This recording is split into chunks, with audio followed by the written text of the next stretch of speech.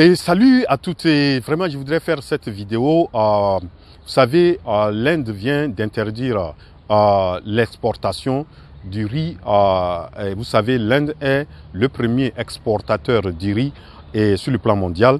Et elle vient d'interdire cette exportation parce que il y a une inflation du prix du riz. Et cela est dû à une inondation récente au nord de l'Inde, ce qui a causé il y a beaucoup de plantations des champs rizicoles qui ont été détruits et il faut refaire ces plantations. Et donc l'Inde vient d'interdire parce que les prix du riz ont commencé à monter et je crois que quelque chose de un mois, il y a une augmentation de 3% et dans l'année, on est autour de 11% d'augmentation du prix du riz.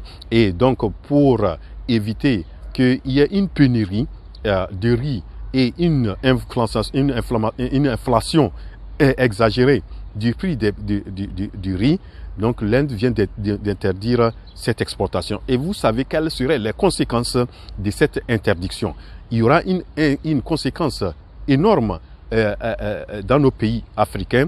Et les pays, paraît-il que les pays qui seront beaucoup touchés, ce sont les pays tels que le Sénégal, la Côte d'Ivoire, le Togo et le Bénin seront les pays les plus touchés.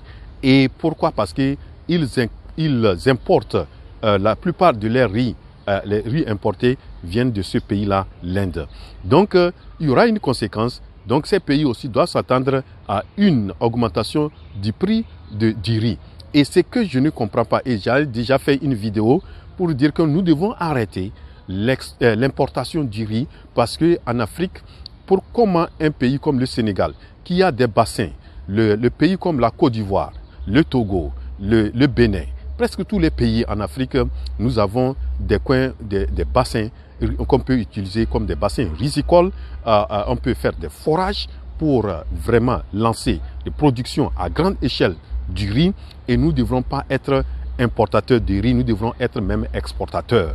Et franchement, ça, je voudrais attirer l'attention des entrepreneurs africains. Voilà un domaine porteur. Je pense que la production du riz doit être même un domaine très stratégique et un domaine pour les entrepreneurs, agripreneurs africains. Voilà un domaine dans lequel, si vous vous lancez, vous maîtrisez la technique. Apprenez la production, comment les Indiens se font pour pouvoir être les premiers producteurs. Comment l'Indonésie, la Malaisie, les Chinois, ils produisent. On peut mieux apprendre leurs techniques et pouvoir se lancer dans une grande production de riz en Afrique.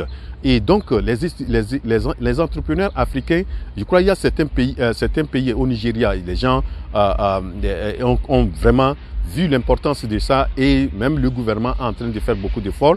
Je sais que la Côte d'Ivoire aussi, il y a des efforts qui sont faits par ces gouvernements, mais on doit aller au-delà, plus que ça, mettre vraiment des plans ou bien un ministère spécifiquement même adapté à ces volets, surtout comment faire que nous soyons indépendants en termes de riz, et parce que nous sommes des grands consommateurs de riz et nous ne produisons pas les quantités dont on a besoin.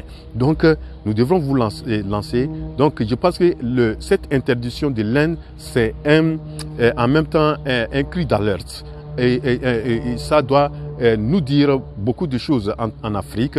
Il faut que nous prenions nos précautions pour que nous aussi nous lancions dans une grande production, que nous fassions une grande vulgarisation, que nous soutenions les agriculteurs, ceux-là qui vont se lancer même dans la production du riz. Les gouvernements, les politiques doivent être des politiques incitatrices pour permettre, faciliter ou bien amener des gens à s'intéresser dans cette production.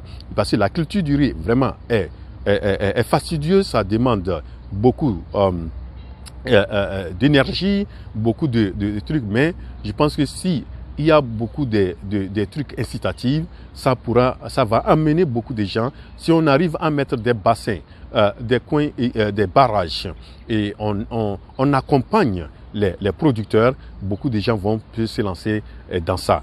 Voilà, donc en même temps, ce constat que je viens de lire, et je crois que la décision a été prise le 20 juillet récent, donc il y a de cela quelque chose de 2 jours, ça a été lancé l'interdiction.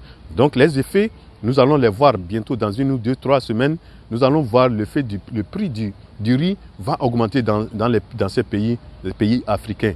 Et donc, faisons en sorte que en Afrique, nous avons des atouts, nous avons des terres riches, et nous pouvons les exploiter. Nous avons des bas-fonds qu'on peut mettre en valeur pour vraiment avoir une production suffisante, capable de pouvoir nous devons être autosuffisants en termes de besoins en riz.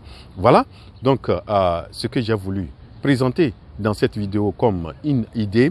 En même temps, avec l'interdiction d'exportation du riz par l'Inde, on peut en même temps aussi, ça peut motiver, ça peut amener nos gouvernants à prendre conscience, à mettre beaucoup l'accent sur la production du riz local, du riz sur le plan national. Voilà donc ce que j'ai voulu présenter dans cette vidéo. J'espère donc que vous l'avez apprécié et vos commentaires sont les bienvenus. Si vous avez des propositions qui peuvent vraiment aller dans le sens de cette indépendance en termes de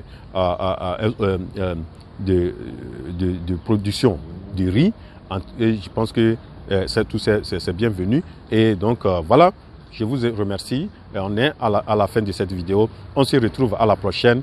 C'est votre frère Wuro.